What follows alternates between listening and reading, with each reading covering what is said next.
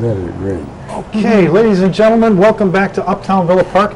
I'm going to scoot down here until I can fix my camera because I didn't realize how tall I was.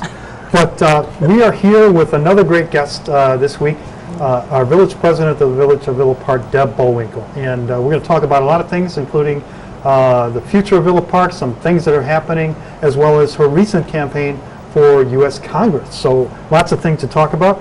And before we get to Deb, which you'll see right now on camera, we've got Dennis over here. Dennis, how you doing? Good morning, Al. How you doing today? I'm doing great. Let me see. Is the sound on? We're on TV. Oh, everything's wonderful. Sounds been going Yeah. good. So what's been going on in your life? Same old stuff, you know. I saw you and your lovely wife last week. We're going to talk about it, but you were at a business and economic development luncheon, right? It was one of the very best ones we ever had in the Village of Villa Park. Yeah, we got to talk about that. There's some Okay. good things to discuss, but we were at the Allegra banquets. A lot of people recognize that as the old Villanova location, but Beautiful inside. how'd you like the food? Beautiful. Food was great. You know how much food I got? Al, I told you, the next time you go there, you go hungry, it's your fault. It's my fault. Okay, okay. But, you know, our week was exciting. I got more things to talk about. But our good friend over here, Sid Berg, how are you? I'm happy good morning. Yeah? And I'm doing fine. You keep And talking, Sid. I got to fix something. Go I ahead. want to tell you about my Saturday last. I went down to Peru, Illinois, to their airport where they had a fly-in, they called it a reunion for torpedo bomber people. And you were one of those. Oh, Yeah, wow. torpedo bombers were actually the largest single-engine aircraft that the Navy used. Yeah. They had squadrons that were TV bombing squadrons, torpedo squadrons, and they flew in about, I think it was about 7 or 8 rehabbed of these warbirds. And I had heard that there was not too many of those left around, none. Yeah. I know that the Smithsonian had one, but they didn't have it on display. And I hadn't seen those craft since I got out of the service up until last May. Let's see, before you go too far, was that Korea War you were in, or were you That was World War II, World War II? Now, that's 50 years ago, honey. 70. 70 years ago. Come the 24th of April this month, I'll have been out of the service for 70 years. Oh, my goodness. Wow. Thank you. Appreciate your Yeah. service. Thank you for your service. Yes. So I think you're welcome, but it, No, I think it's wonderful I that agree. you know, we can still talk about the Second World War and talk. People will know what was going on. All right, let me fix this story, though. How many, your job was to make sure that the Atlantic coast was free of U-2 submarines, right? right, How many did you see? none. No, the only submarine I saw was a captured Italian sub that we were playing with, and in this particular case, it was we were trying to track it underwater, and I have to modestly admit that I did a good job for a change. Yeah. And So you tracked it. kept us safe from U-2 subs on the Atlantic coast all of World War II. That was your job, right? Yeah, that's well. When I went into the joined the squadron, Yeah. I joined the squadron in July, I think it was, of 44. And did you land and take off from a carrier or land? This was what we called the Jeep carriers, the CVEs, Okay. and which meant, and a little aside to that, a little joke on that part thing. In the Pacific, towards the end of the war, there was a squadron that went on a mission off a CVE, the Jeep carrier, and it was hit to the degree that they couldn't land back on it, and they vectored them to a big carrier at the time. So the word was plane in the groove. That meant the next plane ready to land. He said, "You're a plane in the groove, you're free to land." And the pilot came back looked at it and said, "Which runway?" That's the difference that we were on. You got one Yeah. on a carrier, right? You got to get on or off. That's See, the carriers, the Jeep carriers, which were very effective in the Atlantic, and the warfare that was developed with them, using them, was such that they were very, I say, very effective.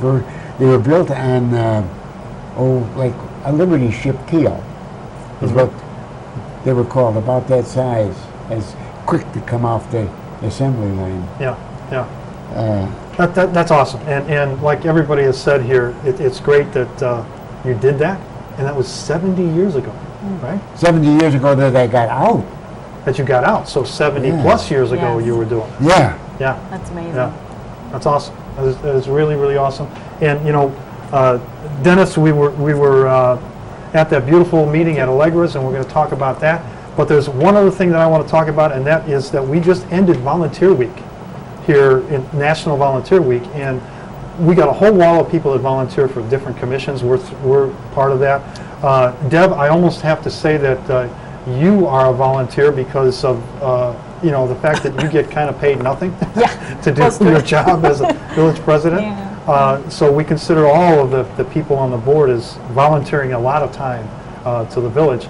But I was at a meeting last night of the CERT team, and that's the Community Emergency Response Team. They're the folks that wear all the green stuff and come out and help in 5K races. But when we have a catastrophe or an emergency, wherever it might be, whether it's weather-related or otherwise, these folks will come out and help with the first responders. So they'll be able to do some things that the first responders can't get to, because normally when there's a catastrophe, it's not just Villa Park. It's all of the surrounding community. So while we rely on mutual aid, they're not available. We have to do it ourselves, you know, because they're doing their own thing in the towns that surround us. So that was a meeting last night at the village hall, I'm sorry, at the village police station. And then last week we had, as we talked about in the show last week, the meeting for the new fire corps, which is a support team, part of the Citizens Corps, same level as CERT, same level as Neighborhood Watch, that are going to be involved with the fire department, helping with wire down potentially, where we've got a lot of wires that are knocked down by trees. Fire department's got to sit there and wait for ComEd for hours. I've heard about 8 hours. We don't need a unit doing that.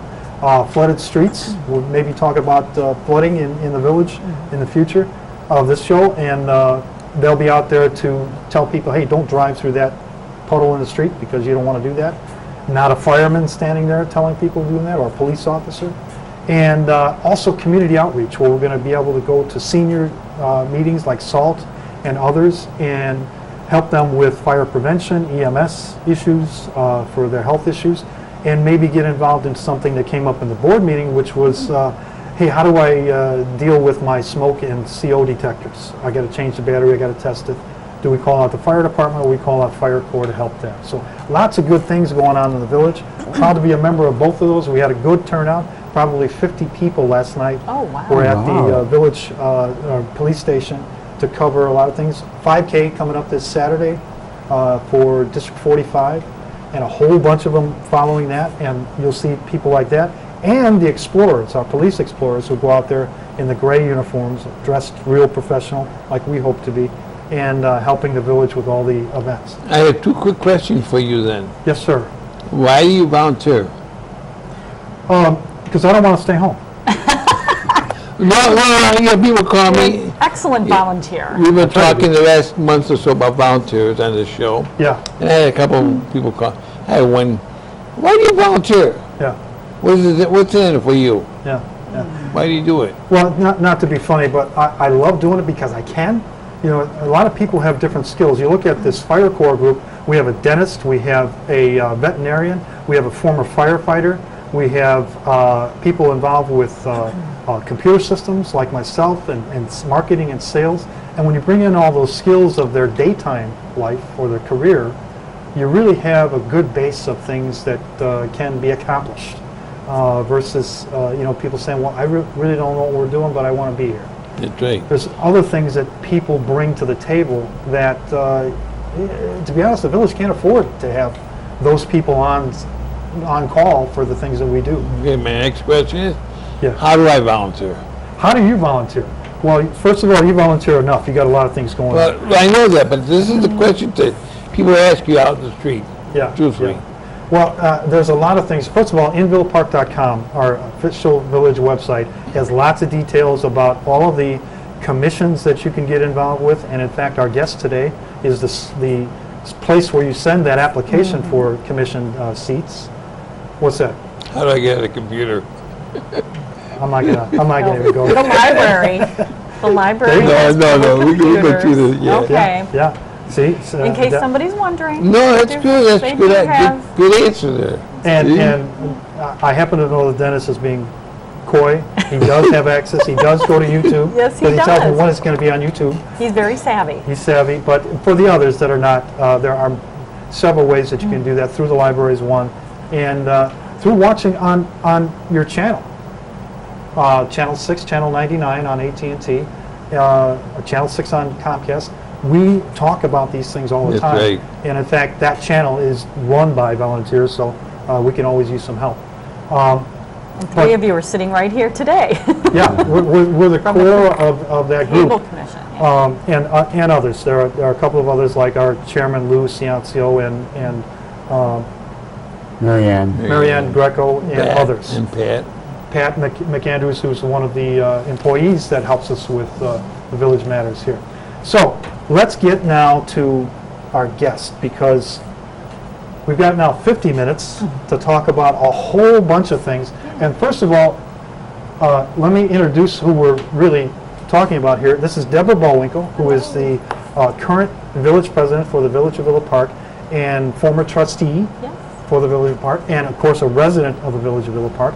And what do you do when you're not village president?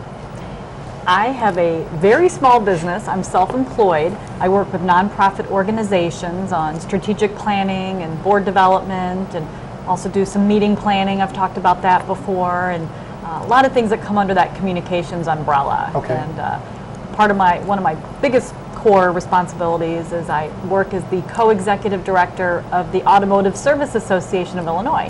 Okay. So that's What do one they of my do? core- They are the advocacy and membership arm to independent shop owners. So the small mom and pop repair shops, mostly Okay. mechanical, some A lot of them in collision. Villa Park, We have a couple members, interestingly enough, in Villa Park. right but- here on Home Avenue. Yeah, and we have a also- lot of auto, repair shops in Villa Park. Not as Yeah. many as members, but we're a statewide organization, and we have organizations as a member from all over the state, mostly in the Chicago metro area. But that's one group that consumes a lot of my time, and I'm Good, happy so- to do it. You also have done entertainment. You've been voiceover I and have. a lot of commercials Yeah. and things like that. I don't know about a lot, but I've done, I was the voice of Wickstrom Chevrolet before I was actually on the board. They had me do that. That was a lot of fun and a lot of web-based work, and do some emergency response type of voice-activated things for hospitals and things of that nature. So there's a lot of things you can do with your voice. Why did you get involved at the beginning with the village? Well, I'd never even really considered serving in a political capacity ever in my life, and had some folks in the community approach me. And I was first approached in 2007, and I actually said no, because I just didn't have the time. And then when I was reapproached in 2009, I still didn't have the time, but I thought, you know what, now's probably a good time to say yes. It was an honor to even be asked to run for the board, and I won. I did a lot of door knocking and talked to a lot of people, did things like this, and because people didn't really know who I was. I was on the Environmental Concerns Commission and member of the chamber, and did a couple other things too with the village, and just decided, maybe now's a good time to invest. We talked about volunteerism in the past, That's right. conversation, and it's an investment. It's a form of investment in your community, and so it's an honor and a privilege to serve. So. Were you pleasantly surprised or shocked when you got into that position and said, okay, this is it, this is what I got to do, this is the time involved, this is the effort that I have to make in order to do this job well? Well, of course, you hope that, when you run for a position, an elected position, you hope that you win. Yeah. But I was pleasantly surprised and shocked, I think, all at the same time, because I'd never really done that before. So I was really green and hadn't cut my teeth on anything yet, and I just kind of followed my instincts. I just wanted to be out there, talk to the people, find out what was on You're mine, because my job is to work for the people. You're my boss. I'm sitting in front of 3 bosses right now. As residents, and so I take the position very seriously. And the other thing that people want to know is being a female. There was female trustees before you, but it's always different for a female to be in that position of authority. Yeah. Am I correct? I don't know if it's different. Is there any challenge to it? I happen to be the only woman on the board that is responsible for making the decisions. As a voting member of the board. Of course, we have Hosanna Kornecki, our clerk too. But I don't think it's any different. Because we're a team up there. Our job is to work together, regardless of what our gender is. On behalf of the village, and it is difficult to find women who want and are in a position to run for elected positions, and that's, I think, for a variety of reasons. We're busy wearing multiple hats, as parents and career-oriented, outside the home, and so there's a lot of things that play into, how and if you're able to find the time to, because this is a very time-consuming job. Right. To do it right, you have to invest the time. Yeah. And that's what I do. I do the best I can with the time I have and still try to make a living, too, with all the other things I've got going on. Sid and myself, we both been on the board. Mm-hmm. Both of us. How many hours a week you put in? Oh, wow. Do you keep track of it? I do. Yeah. I do. I'm probably right around 30 hours a week. Okay. 30 hours a No, week. we can understand that. And people just don't see it. They see you on television Monday night twice a month. Yeah. Well, that's all you do, and you get paid for that. And we used to get paid for it too. We used to get $15 a meeting. And we used to put in 25, 30 hours a week, We get, well, as the president and also as the Liquor village commissioner. liquor commissioner, I make $4,500 a year. And that translates to maybe $1.76 an hour on a really good day. And that's on a good day. That's not minimum wage. Yeah, no, we're nowhere near it. But, we don't do this for the money. Yeah.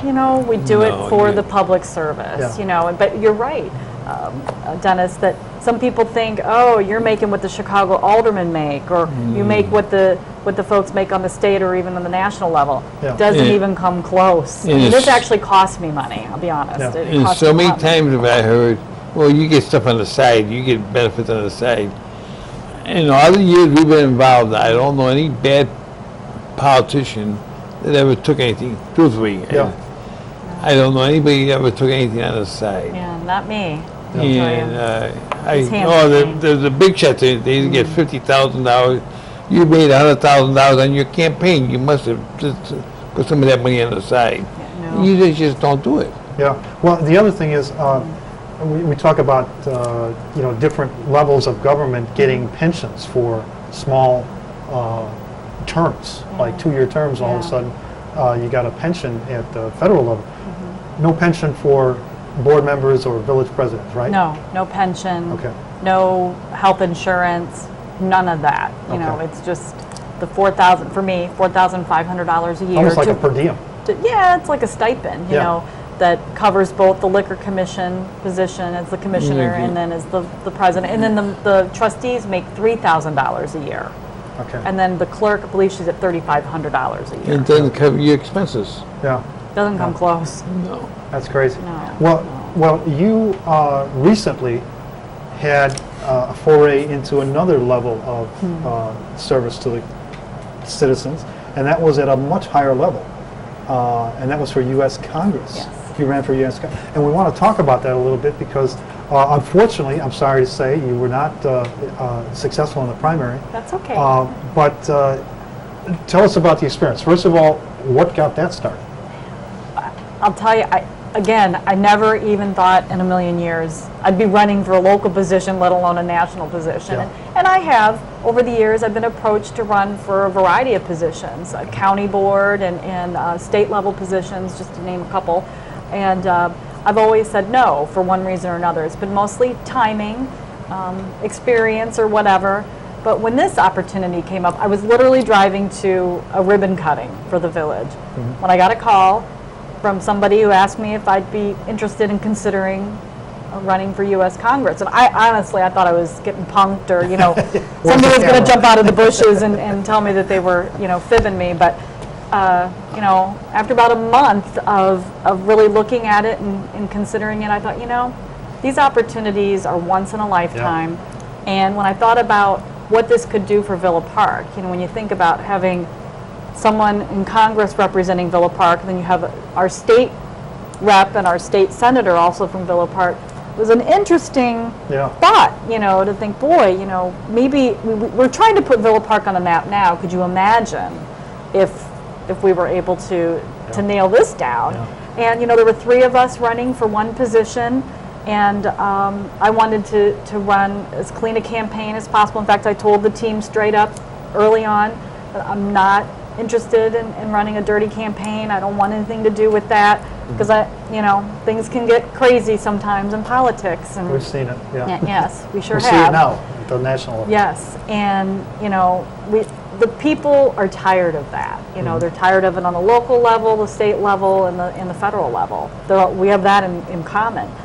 And so, when the opportunity, like I said, presented itself, it's, let's see where we can go with this. We were hopeful that we could win, but, being up against somebody who ultimately won, he had 7 years of I guess, a head start and a lot of money. Mm-hmm. And I have no regrets. 7 years of head start, but how many times did he get beat? Well, he ran for this position one other time, but then he also ran, this is Raja Krishnamurthy, who ultimately won. Uh-huh. And then he also ran for comptroller and lost that race as well. But I think I read where Abraham Lincoln, he ran 16 times before he won. Seriously, if I read that correctly? Bernie Sanders was 6 times. Okay. Before he even got in office. Yeah. So your education you got is very good for you. It really was. It was quite an experience. And I really, truly have no regrets. No, it's Villa great. Park was as always, so supportive and really was rooting for me, and I made so many new friends through the process. I mean, there was a lot of great things that came out of it, really. Right. And Villa Park, really, every chance I got, I was able to get Villa Park's name out there. Yeah. And it really was terrific. One of the things that we also wanted to kick around a little bit is, you mentioned it, kind of alluded to it, the finances that you have to go through in order to run a campaign at that level. Yeah. We know about the local level. You got to buy signs, and you got to be able to get the petition signed, and then you're kind of on the ballot. Right.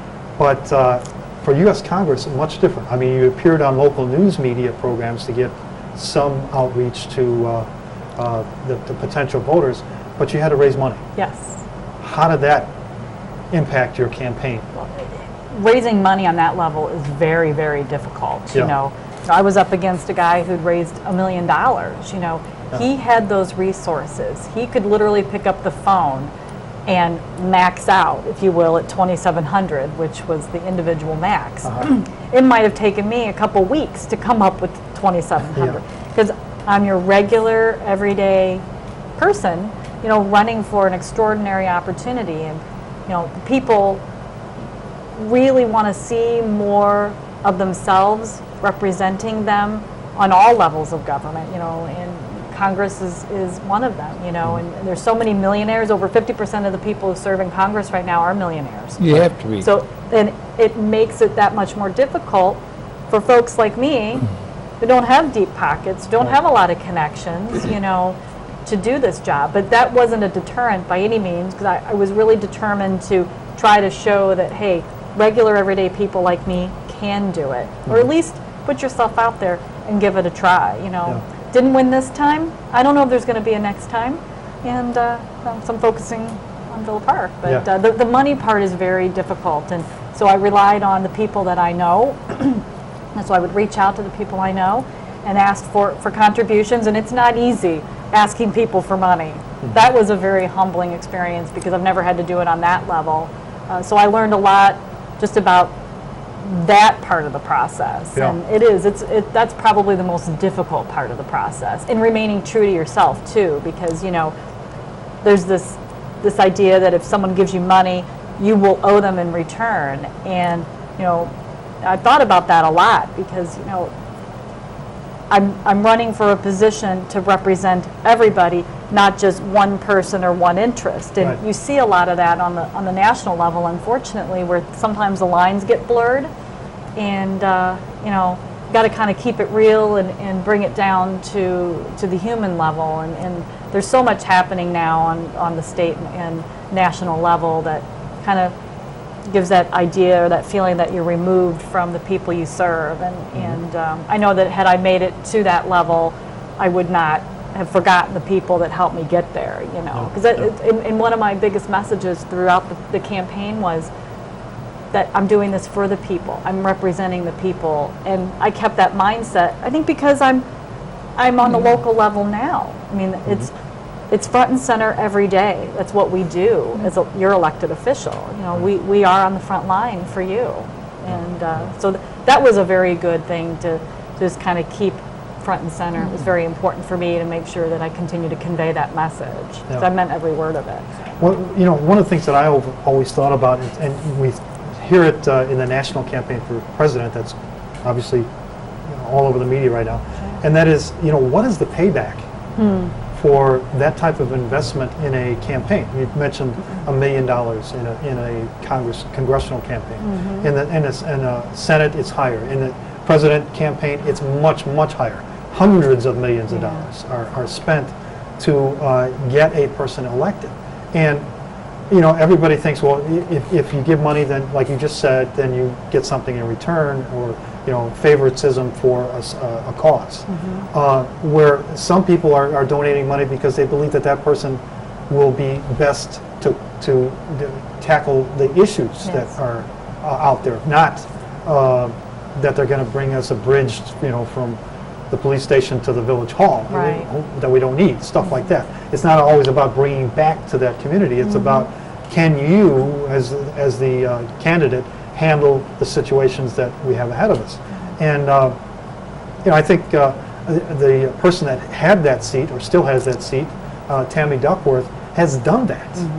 I mean, she's brought not only stuff to the area, but has represented the people in the Democratic side in the way that they want it. And that's the important thing. It didn't cross over into different issues like that. And I know we have Republicans that sit in the room here, and when you look at, you know, people that are campaigning on the Republican side, that seat will be a candidate who won unopposed from Elmhurst, is running for that seat. Pete DeCiani, the former mayor of Elmhurst.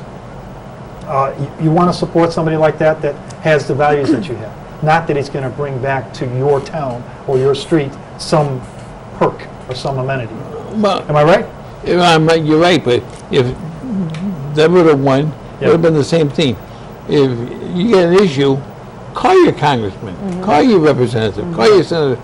I have no problem picking up the phone and calling Springfield. I have no problem at all. I have no problem calling Mark Kirk. I really don't. And I read my name and I tell him what the problem is and everything else. He got back to me once or twice, but you know, he doesn't have to get back to me every time. But he call him. There's nothing wrong with calling your senator. Well, too, the people, like if Debbie was down in Washington, she would have to get along with 560 some people, and in order to get something done, she'd have to prove to at least half of those people that what she wanted to do or to pass had to be worthwhile for everybody. But you know, me and you are from the old days, you know. If we were in Washington, D.C. or Springfield, Illinois, we were talking to the other side of the aisle. They don't talk to each other today. They really don't. Well, you know, that's not exactly true.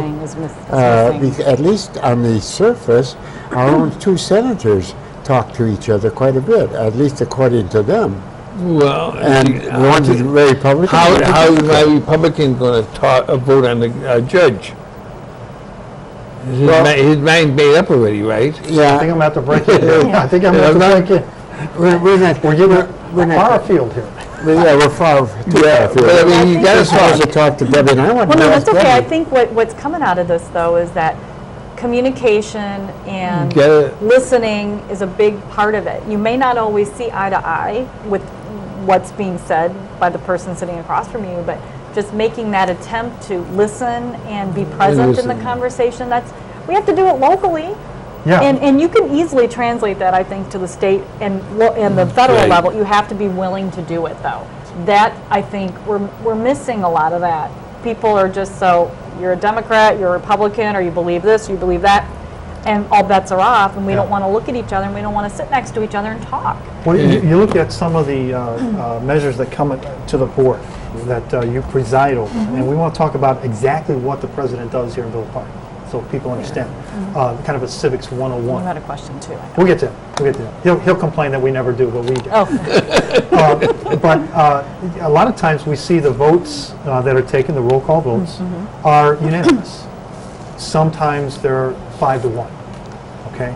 And if I understand correctly, your vote is really a tiebreaker vote, right? As village president, right? that would be I guess, one of the main reasons for me to vote, but, You still vote every Yeah. time. I still we vote had- every time. I'm Village allowed is- to. State mandate allows me, and I Yeah. want my voice to be heard too. We had I village wanna be on the presidents in record. the past that only voted on a tie. If they have to, they wouldn't say anything otherwise, right? Yeah. But, we see in our village matters, a lot of unanimous votes. And I'm pointing that out because people come to an agreement. They may not start from the same point. Right. They may not have the same ideas, whether it's environmental or business or contracts or whatever the subject is. They do come together, which gets things done. And we have a mandated balanced budget. Thank There is goodness. there is no shenanigans going on in there where you try, like at the state level, to finance based upon futures. I'm glad we have a state mandate Yeah. that forces us as a municipality and all municipalities to have a balanced budget. That is good business, Yeah, in my yeah. opinion. So I'm very glad we have that. And we're in the midst of that right now, I believe, where the budget for the next 2017 Yeah, it'll be 2016, 2017. is under discussion. Public commentary is going on at this point. I think in a month or two, we'll be able to finalize that. Actually, May 1st, Okay. it'll be all done. And we have a board meeting on April 25th to Uh-huh. kind of finalize everything. It's probably What's already the public finalized. input to that? I mean, how do we find out about the budget, what's being proposed, what changes are being made, Yeah. and how do they interact if they have opinion? Yeah, we have budget workshops, and we also, which are separate from the board meetings, and then we also discuss during board meetings themselves, and we have to, and this is a good thing too, to post the meetings in advance, at least 48 hours in advance, to let people know. notice of the meeting. Yes, the notice of the meeting, and, we haven't had too many folks come to the board meetings or even to the board workshops to talk about any concerns, or I know that sometimes people do call us individually, which is great. Certainly continue to do that. You can call us as the board or even the staff anytime if you have any questions. But we have a fluid conversation on the board level about what's happening and any questions that we have that is brought before us. We get a fancy binder that looks like this, lots of reading material.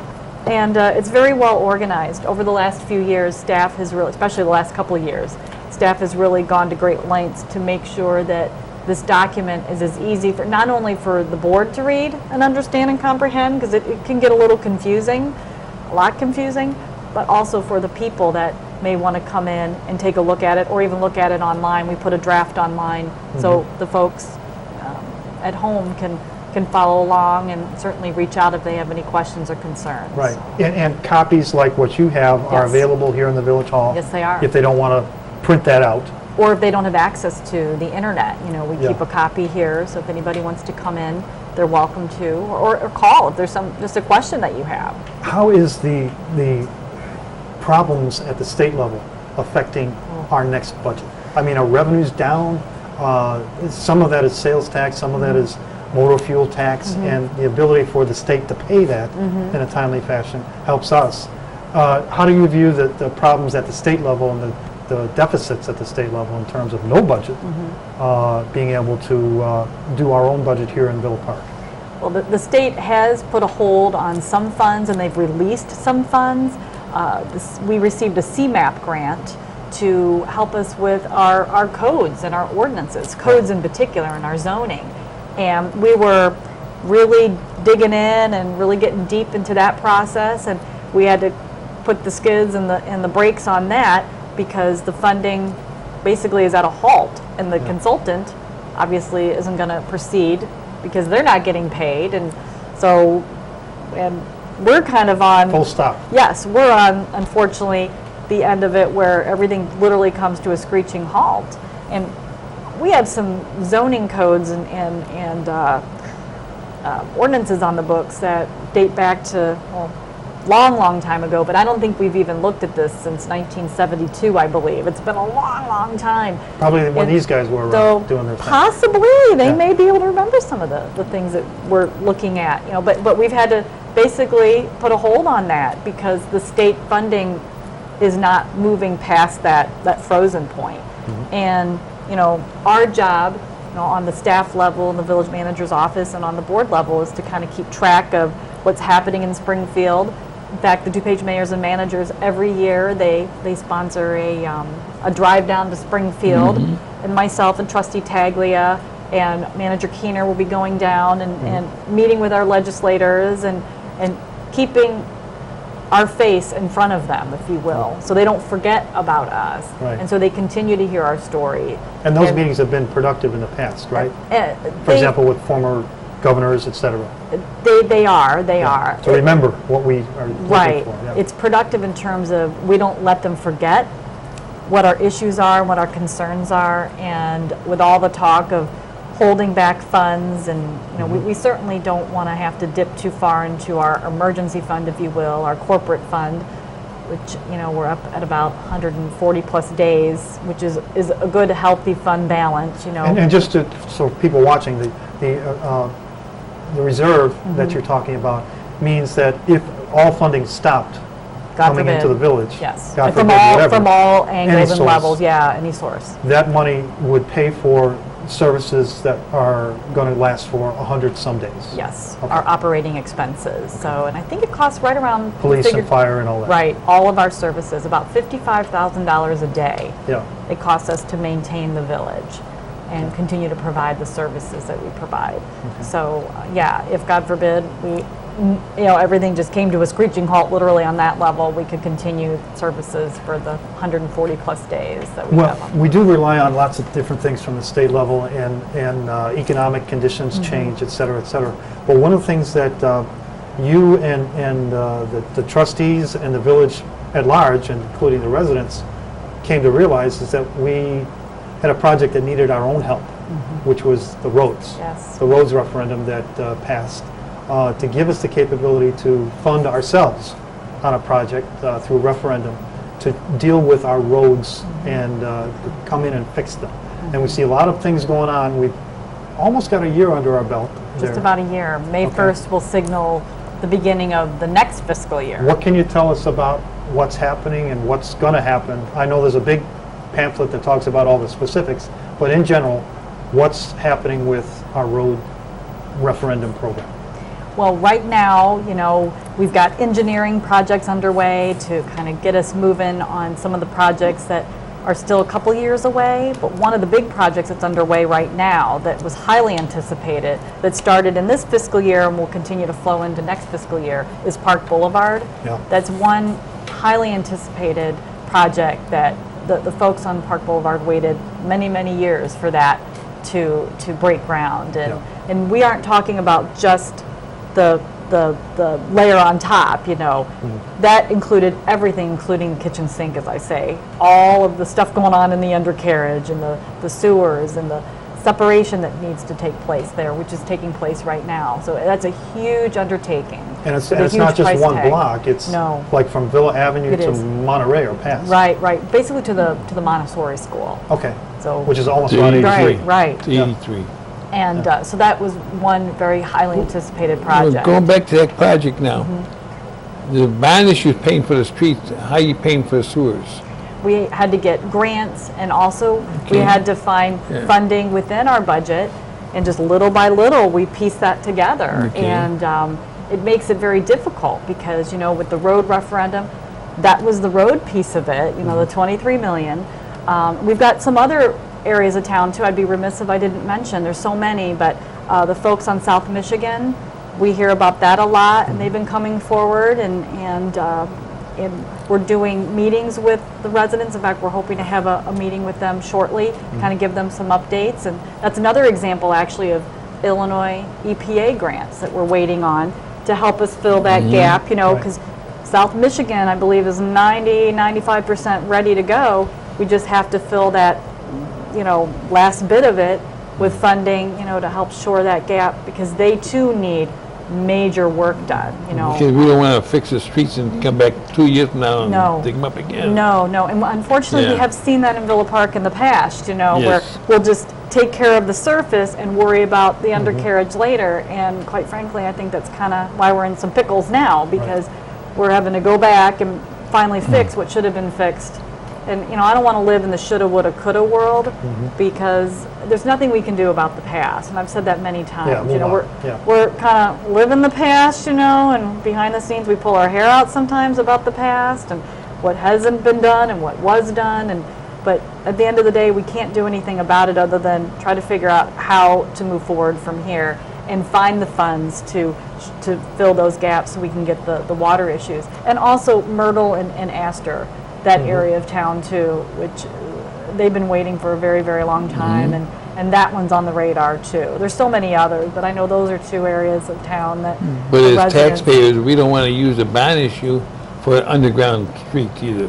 Well, Sewers. the bond, the 23 million is only for the roads. That's right. And we did everything we could to make that as clear as we could in the 7 town hall meetings that we had, the 3 mailings that we did directly to the residents of Villa Park, and all the conversations we had on the board level, and even with the grassroots group that we had assembled. And by the way, that group included people that not only liked the idea and were lukewarm to the idea, people who hated the idea. Yeah, we had We Ray had Gotchi Ray last Gotchi week. on That last was week. great. Yeah. We needed to have all of our stakeholders involved in that. Whether Yeah. you loved it or you hated it, you're a resident, you're a taxpayer too. You need to be part of the process. So it was real important. So I was really happy to hear that Ray was here, to talk with you. Well, we did our more part about that. to help people who watch our show understand that group, the oversight group, It's is still- happy so far with still everything working. going on. Yeah. Okay, But we good. also asked them, hey, reach out to the community, because not everybody watches Sid Allen Dennis. Right.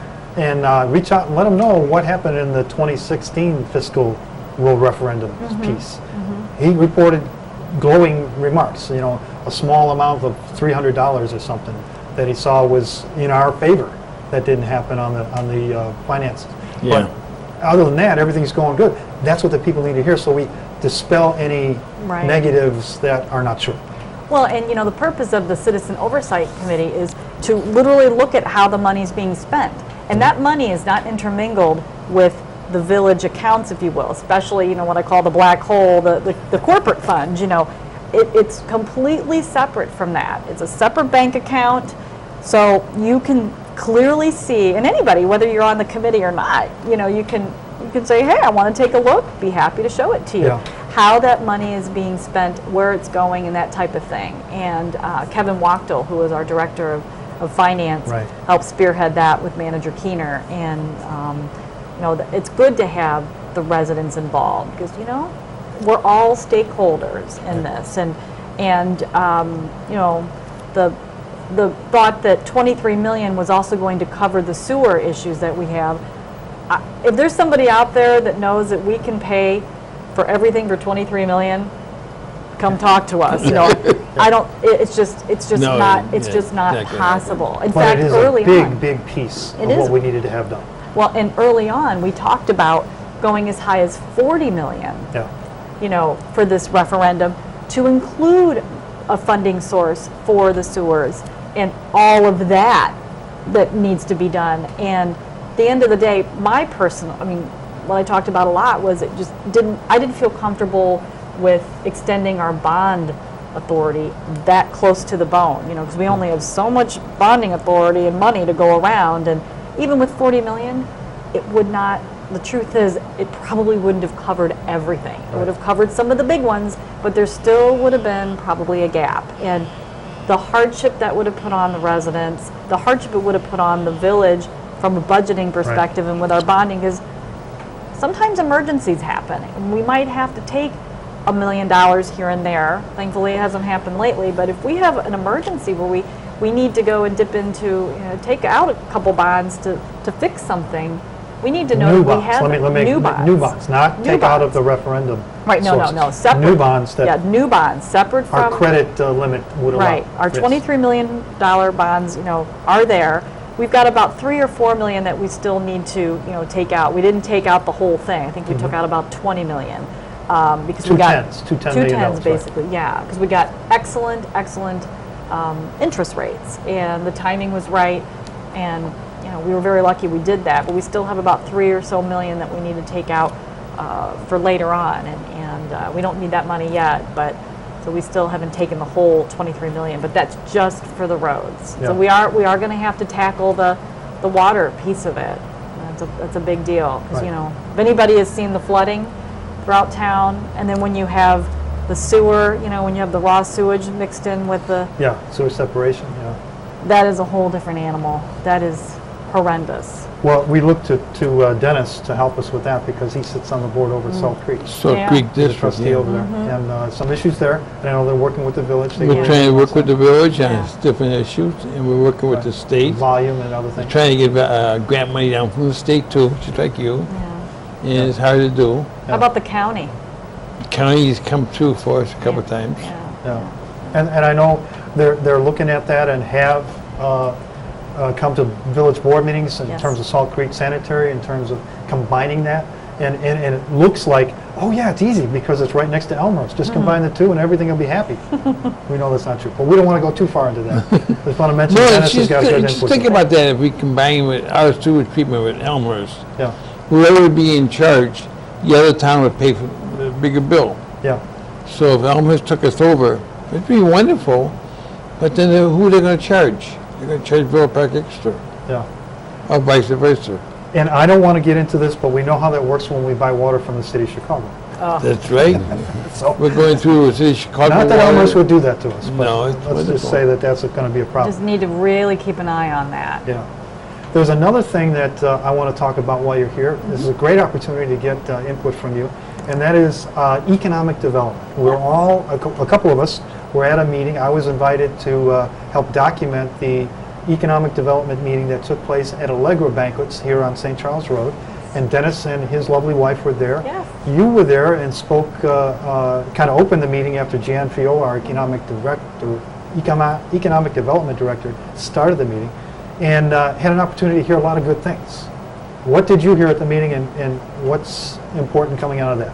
Well, the purpose of the meeting was to bring together local realtors and brokers and business owners to talk about what's happening in Villa Park. Because there's a little, the north side versus south side kind of mentality, which we've all had for so many years. Cubs and Sox.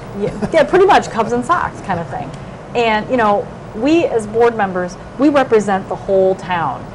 We are at large. And, that mentality needs to kind of, I guess, be shared amongst everybody else, no side is better than the other kind of thing. We're all in it together. So the purpose was to come together and really educate and share what's been happening in Villa Park, because we're starting to see a lot of activity, a lot of backhoes coming out of the closet to start doing their work, and we see a pretty big project underway right now that we've talked about a lot on North Avenue at North Park Plaza, Right. also known as North Park Mall, Right. where it's an outlot that's being built. That's where the Chipotle and the Dunkin' Donuts and a dentist and a couple cellular stores and Firehouse Subs, a couple other businesses are going to be in there too. And that represents a pretty big development and a nice economic development driver. That's on the old bank site. It's on the old bank site. Okay, now there's something's gonna be on the old Denny site too Yes, now. yes, and And I don't think that's been mentioned at all. Not yet, but I mean, it was mentioned at the luncheon last Right. week. So because Sherwood Blitstein, who is co-owner of the North Park Mall, part of Mosaic, he mentioned that they're 95% ready to sign and land Wendy's for the other outlot, which is where Denny's used to be. Right. So for Right. those of us that have been around for forever, we remember Denny's back in the day. That's where the Wendy's is going to go, and so that's Which will pretty. be just to the east of that stoplight entrance Yes. into the mall. It's Right. one big pile of dirt right now because the dirt that's there is actually part of the project that's being built right now on the opposite side, just Yeah. what is that, the west side Yeah, of the yeah. development. But And and the goal is for Chipotle, and that we'll call it the Chipotle development for the lack of a better way to describe it, so people know what we're talking about.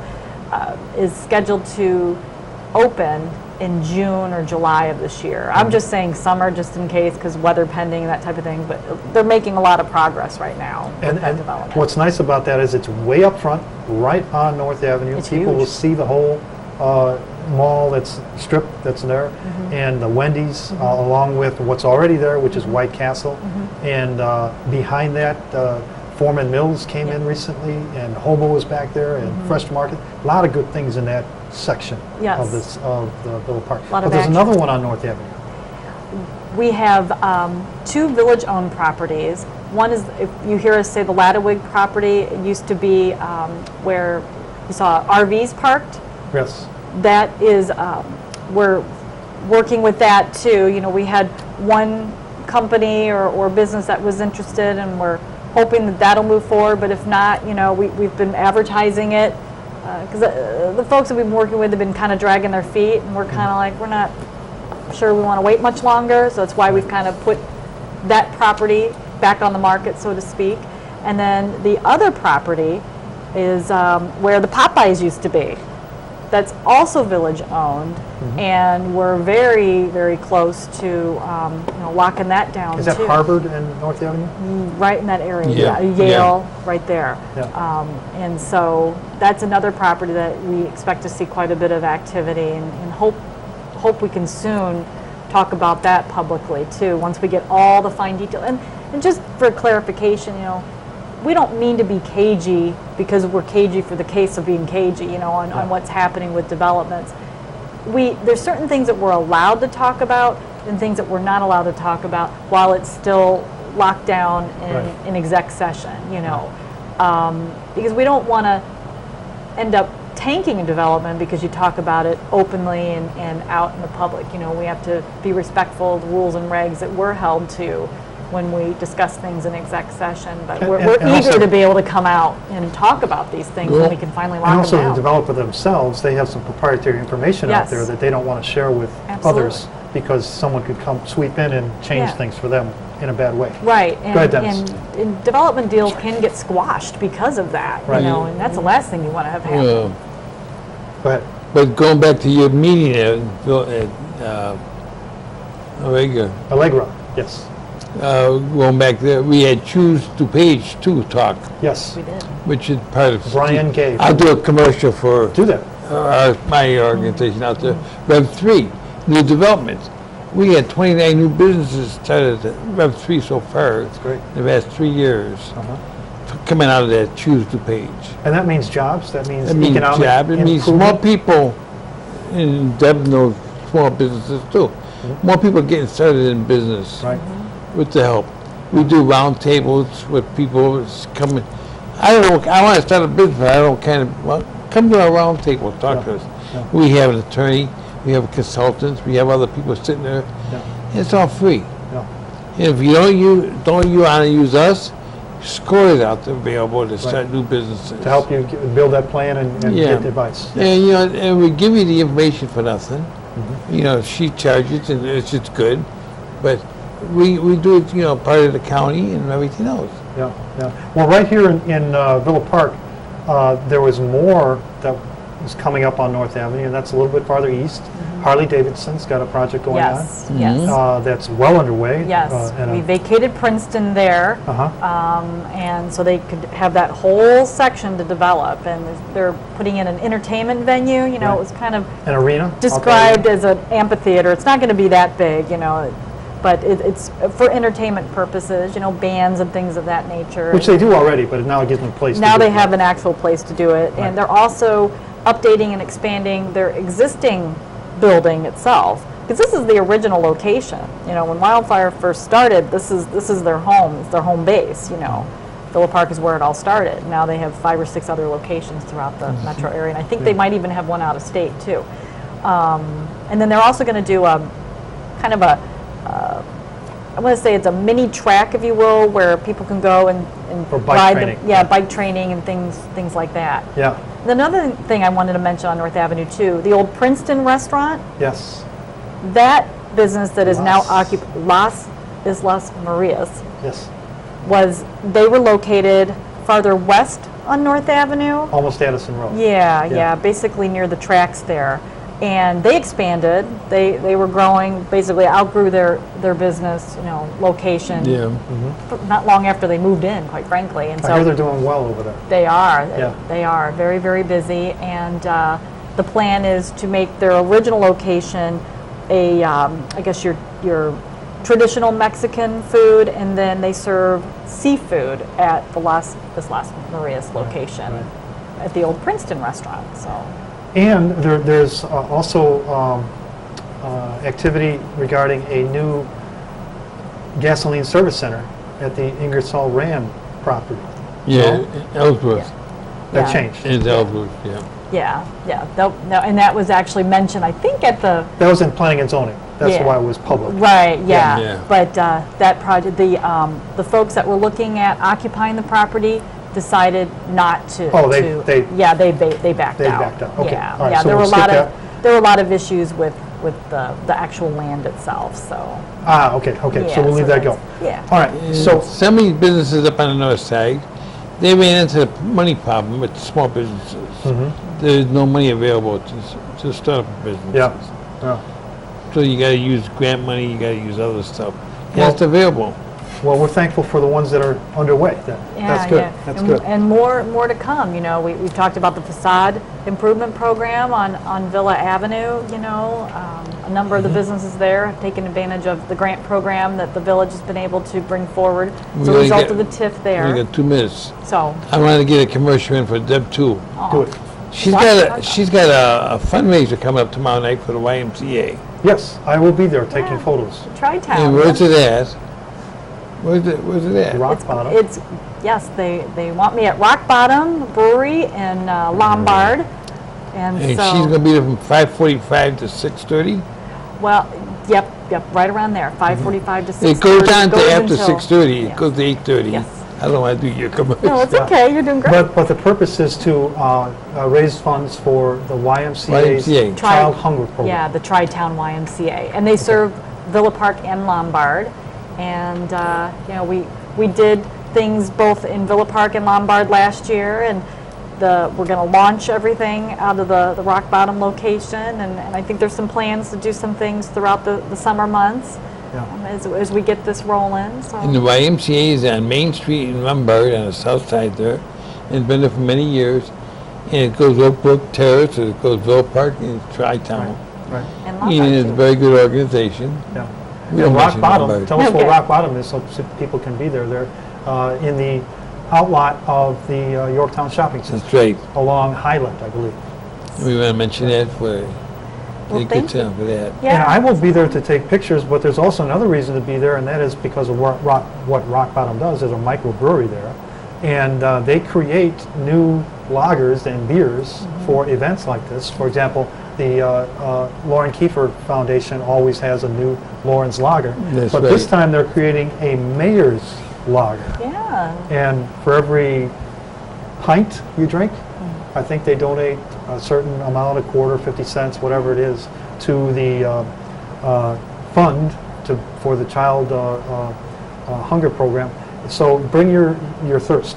Yes, and responsible drinking, of course. Yes, of we course. promote that. And if you No don't more than 15 or 20 of those Yeah, and if you pints. don't want to drink, but you still want to donate, you absolutely can do that.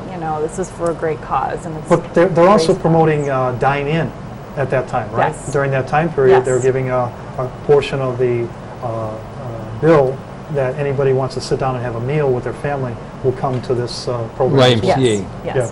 And last year, we did a similar event at Crazy Pour. And They Yes. have a number of different brews there, and then also, Rock Bottom and so. And we have a microbrewery coming to Villa Park too, so. And that's Down coming the road, to so. Villa Avenue, yes? Yes.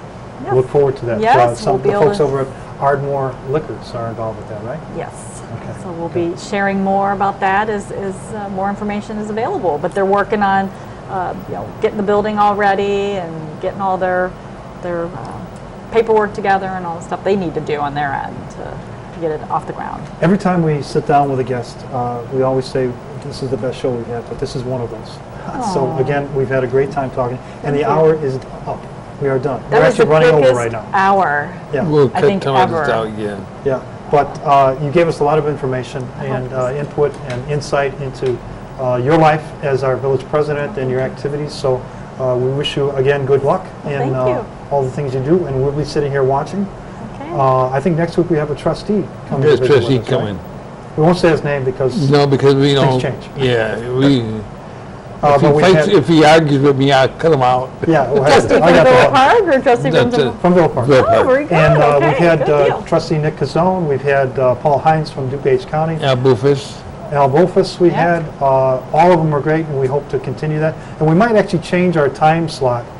We talked about this. We'll see how Sid's schedule works for this. Mm-hmm. But right now, there's a directors meeting over in the next adjoining room, so we can't get those folks as guests all the Staff time. meetings. We Staff can't get meetings. them, we can't get the county board to come in, because they meet on Tuesdays. Oh, So we may have to change our time Yeah. schedule. Yeah, to maybe get we'll out. be here Sunday mornings or something. No. Look at Okay. it. well, this has been a great time. I appreciate the opportunity, and I'll come back anytime. I know it took a little while to get this one locked down, but Yeah. I'm Oh, glad it takes, we yeah. made it. Yeah. Made it work. Dennis, We'll you all make it good? work. You good for the day? I'm good for the day. Sid? And Sid? I am good, but I thought Well, I would we love got to have Debbie come back and talk, and because I've learned so much more. Yeah, and hopefully I'll our probably audience, more than I forget, but yeah, we'll forget, but we'll bring it back to remind us. You got bingo tonight, Sid? bingo. What's the prize? What's the big prize? You can get in for $10 Yeah, or more, of course, as you can spend more. There's computers and paper bingo, dabbers, yes. and there's raffles, and there's a $5,000 raffle, and the progressive raffle is up to over, I think it's over $3,500. Oh, wow. Wow. And there's only a few numbers left to be pulled, so it's got to go soon. Excellent, excellent. I'd say it's got to go tonight, but I know I am I know we're over time, Yes. everything else, Yeah. but I know it's volunteer week last couple of weeks. Yeah? And if you want to get involved in Villa Park, there's so many things to get involved in. There's And the you know we're over Rotary Club, the Kiwanis Club, Lions Club, Chamber of Commerce, Uh-huh. and you can get involved in all of them, folks, and they're all available to you. And the commissions, too. We We always need have help. commission openings. We need all the help on the different commissions in Villa Park here. On the cable commission, we need people. Yes. On the seniors, we need people. Environmental concerns, pride We commission. all need a help. Yeah. So if you want to get involved, there's time out there, and give back to the village. It's been very good to all of us. Yeah, that's good. And you know, I'm kind of being antsy here, but it's okay, because all we're doing is blocking the village manager from doing his. Oh, well, report. we'll talk. That's what's on the schedule right now. But it's been great having you here. Yes, please come back. And Yes, yeah. we'll actually make you a co-host if you want. If You you can come want. back anytime. Oh, We'll set a fun. guest between you and Sid, and you can grill them as we do you. Oh, this was no problem. So, We're easy. I'm happy to do it. Even if you want to grill me like a cheeseburger, that's okay too. All right, folks. Well, I don't think we could grill you as a cheeseburger because we don't like to. We opened don't the like floodgates, lies. You almost got out. almost You almost made it. Say goodnight, Sid. Say goodnight, Sid. Good night, my someone's good night. Okay, my great. love. People of Villa Park, thanks for watching. Our guest has been Deborah Bullwinkle, our village president. Our co-host, Dennis, Sid, and myself, Al Stash. We thank you for watching.